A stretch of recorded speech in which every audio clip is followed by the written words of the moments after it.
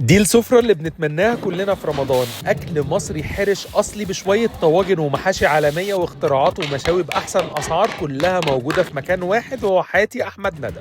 هي دي سفرة رمضان اللي بدور عليها. واو، احنا متأخرين على فكرة. هنلحق. يلا يا جماعة ننجز، يلا يا جماعة ننجز. يا ابني الصلاة من هنا يا ابني، ده المطبخ.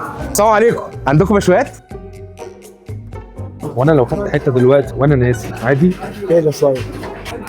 طلع ما ينفعش يا عمور. يلا يا رجاله عشان ورانا شغل. احنا رحنا فرع التجمع، القعده هناك شيك وواسعه وعندهم خيمه مقفوله في الدور اللي فوق، وكمان عندهم صاله للعزومات الكبيره. المنيو بقى بتاع حاتي احمد ندى جامع لك كل حاجه هتحلم بيها في الاكل المصري الحرش، من المشويات والكبده والسجق، وعندك بقى الطواجن زي محشي الكرنب بالانتركوت، لطاجن الكشك بالبط، والرز المعمر بالقشطه، للحمام المحمر في السمنه والقشطه، وملفوف في منديل الطرب، للكبده المتشوحه في السمنه، وغيرهم من حاجات تانية كتير. بص بقى يا حبيبي كده، كشك بلدي بالبط. انا جاي لك يا محمد، ما تخافش. لا لا لا، ورق عنب بالكوارع بقى يا باشا. كرومب بالانتركوت،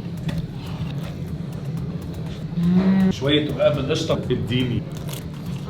طبعا مشويات احمد ندى، حمام بالطرب، اموت من الحلاوة.